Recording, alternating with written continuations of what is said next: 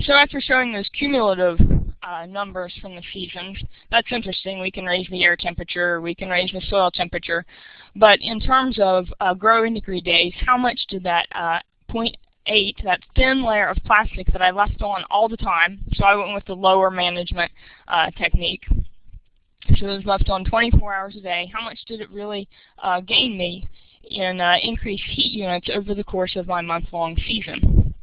And what I found was that there really was a significant impact of that extra layer. So in our first column, we have the air growing degree days in the high tunnel.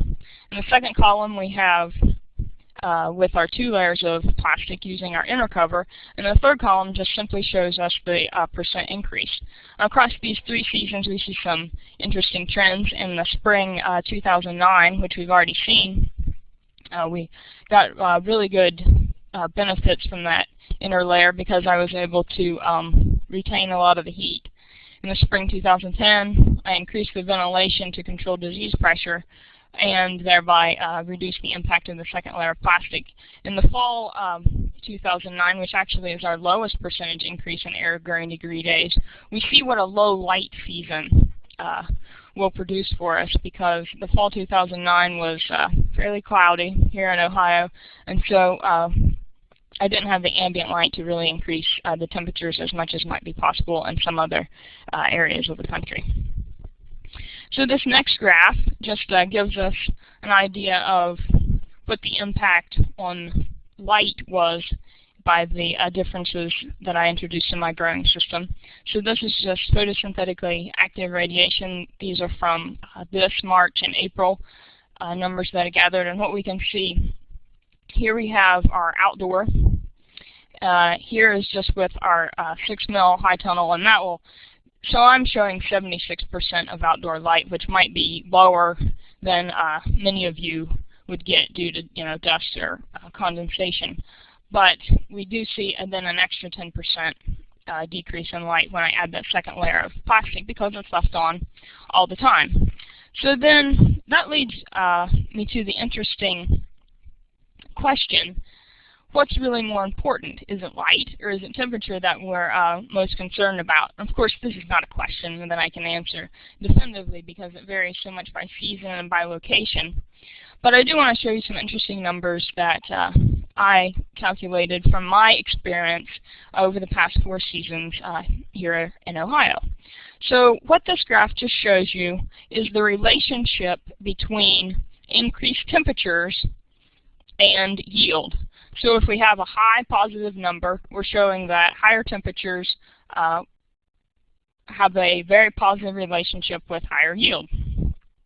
And the columns just show us what types of modifications we're introducing into our high tunnel and what impact those might have. So our first column, we look at soil heat. Second column, air heat. And the third, these 2 combined into total heat units. The fourth is total light, or photosynthetically active radiation. And what we see when we look at the row that corresponds to our field, the most positive relationship between yield is found when we increase both the soil temperature and the air temperature. But it's interesting that we see a little bit of a difference when we look at the high tunnel. The most positive relationship between increased yield is found when we increase air temperature. Soil temperature was positive, it helped, but not as much as just increasing air temperature, which is certainly very interesting for us and the topic of our discussion today, which is increasing air temperature by adding an extra layer of plastic in the high tunnel. The other cool concept from this graph is that we see negative numbers in the relationship between light and yield. And I am by no means saying that light is not important for growth. We absolutely know that it is. But what we're seeing in this graph is that in the seasons in which I was growing, in the area in which I was growing, the influence of increasing temperature was so important that light, even though we decreased it by adding extra layers, we were still able to increase yield. So to finish off my presentation, I just want to give you a little bit of some yield data that I gathered over the past couple of years here in Ohio. And these slides are describing both the size, the biomass of my crop, but also the color, because as a secondary topic of my research, I also measured anthocyanin content, which is an antioxidant and which can be a nutritional factor for people.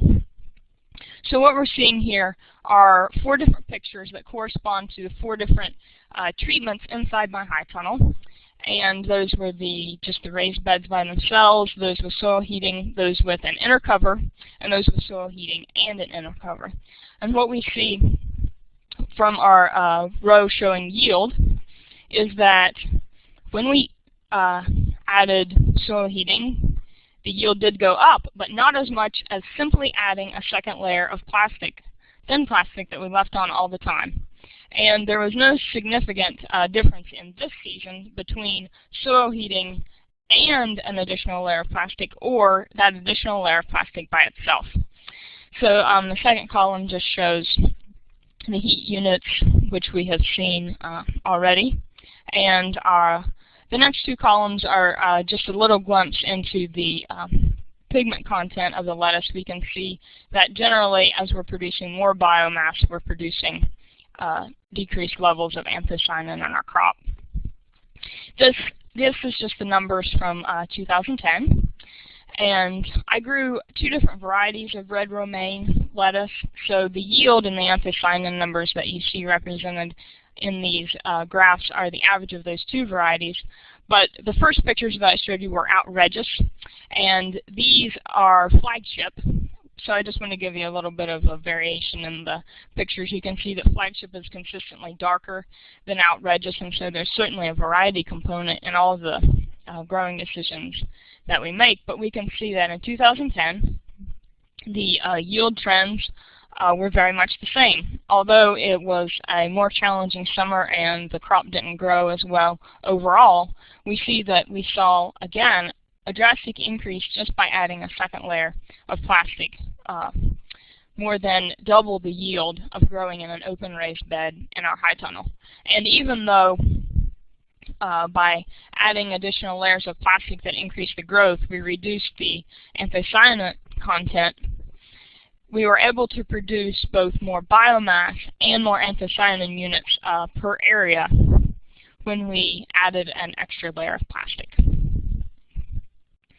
So just to conclude, we know that growing system choices really do impact our average temperature and our growing degree days, but influencing all of those growing system choices are seasonal variation and the way in which we manage our high tunnels. But regardless of these factors, I was able to increase leaf yield in my high tunnels by using an inner cover.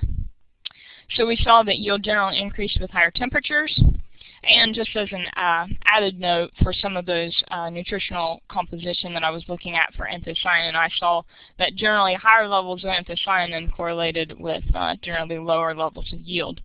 But I think for me the take-home message was really that by the methods that we use inside our high tunnel, not only are we able to extend our growing season, we're able to increase the biomass of our crop, but we can also influence the nutritional composition. So thank you very much for your time, and I'm going to turn the session back over to Steve.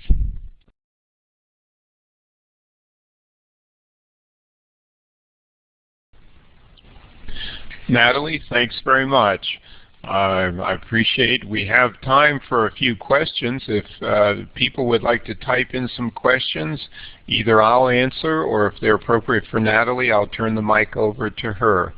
I would like to say I appreciate everyone's efforts to make this come off fairly well our first time around.